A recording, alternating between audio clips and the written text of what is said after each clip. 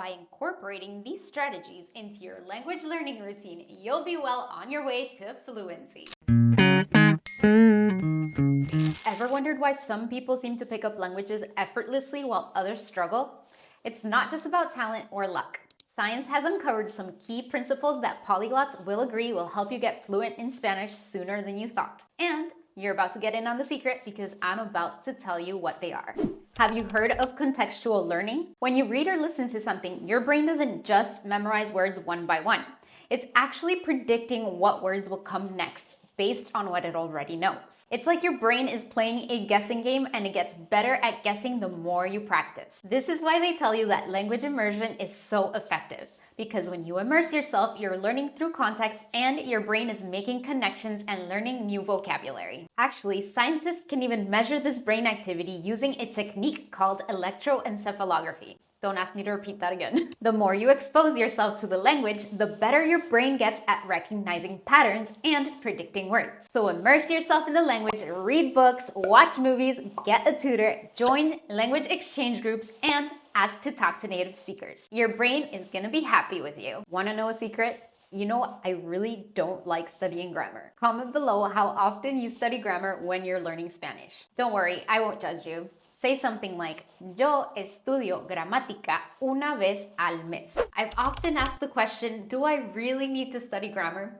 Can't I just learn it naturally like kids do? You know, through listening, talking, and reading? And it seems like I'm not the only one that has asked themselves that question because many linguists have also set out to figure out if it's better to skip learning all those grammar rules. When doing their experiments, they usually compare two groups, one that learns grammar rules and the other that learns naturally.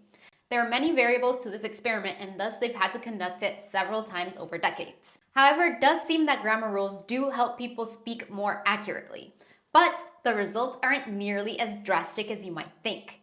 In reality, spending hours memorizing complicated grammar rules isn't the most fun and effective way to learn. The best approach is a balanced one.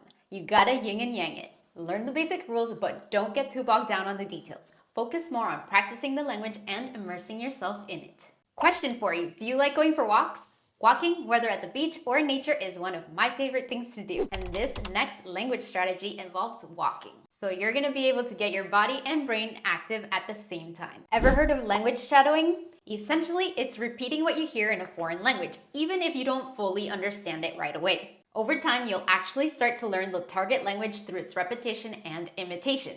It's an easy way to absorb vocabulary, grammar rules, and natural sentence structures. Have you noticed how when you listen to Spanish, it seems like native speakers blend some words and sounds together?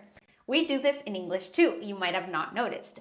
But when you're speaking naturally, you don't say coffee and cream, you would say coffee and cream. This is why it's easier to understand Spanish when you read it rather when you hear it. You may already know all of the words that are being used, but your brain still doesn't recognize the cadence, intonations, or inflections yet. When you mimic the sounds without even knowing what you're saying, you're still learning the new language rhythms. So what does that have to do with walking? You'll see. Let me teach you the best way to shadow. Step 1, pick your perfect audio.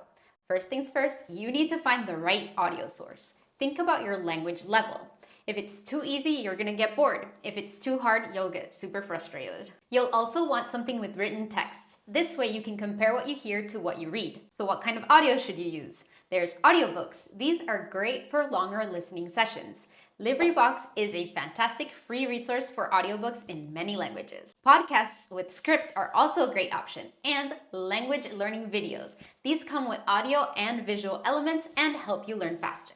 No matter what you choose, make sure it's easy to access and has plenty of content to keep you engaged. Next, to ease yourself into the method, try it with a recording in English or your native language. This will get you used to the slightly unusual feeling of speaking and listening at the same time. Cool, now play the recording and try to repeat after it. You don't want to wait for a whole sentence or even a word to end before repeating it. Your repetition should be as close or simultaneous to the recording as possible. Once you've done this for a couple of minutes, you're ready to try it in Spanish. Listen to your dialogue in Spanish with headphones a couple of times without reading any transcript or speaking out loud. Just focus on the sounds and let the words melt into your mind, even if you don't have any clue what they actually mean. The most important part of this step is to acknowledge and focus on the language sounds. Now here comes the walking part. If you thought walking was easy, think again.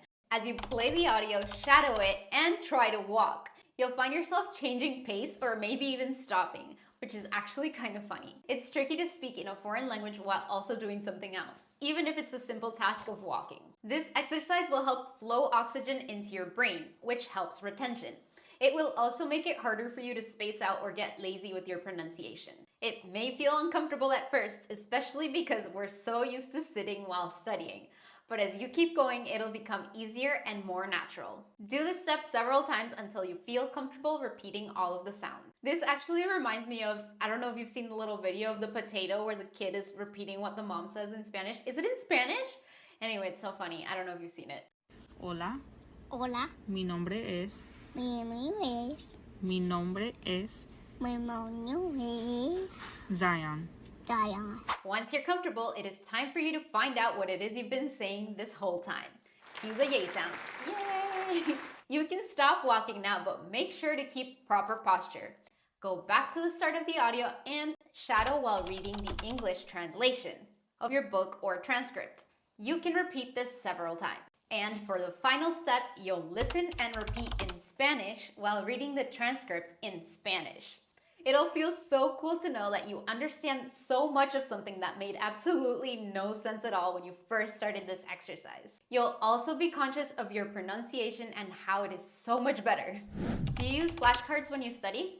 Although reviewing what you've learned isn't something that you have to dedicate that much time to, because when you're constantly using the language, you're naturally reviewing every day, flashcards are a good way to practice certain words or phrases that you particularly struggle with. Through research, a German psychologist by the name of Erman Ebbinghaus, I actually didn't look up that pronunciation, please correct me if I'm wrong. Anyway, he found that people learned more when they space out learning rather than cramming it. This means that you'll remember a word much better if you look at it once a day for 5 days rather than 5 times a day on that same day. Because of this, we now have something called spaced repetition. An app like Anki has spaced repetition and it personalizes the timing of flashcards for you depending on how many times you answer wrong or how many times you answer right. There are also other apps like Drops and Memrise that use spaced repetition. However, you should remember that you need to use this sparingly, because context-based learning is actually way better for learning vocabulary. I like to use my flashcards about 2 times a week for about 5 to 10 minutes max. This keeps it fun and light, and it just seems to work for me. And guess what? Out of all these methods gives the best results. It's getting a language tutor. Statistically, if you hire a language tutor, you are most likely to continue learning a new language longer and, of course, most likely to reach fluency. When you hire a tutor, you'll waste less time researching methods and creating your own schedule or curriculum.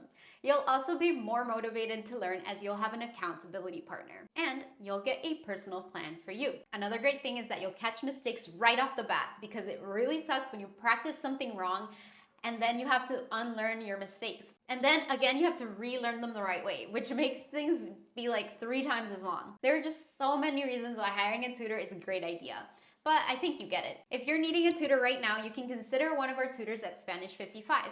You just gotta head to our website and you can book a free lesson today if you'd like. And those are 5 scientifically backed strategies. Happy learning, diviértete aprendiendo y nos vemos en el próximo video.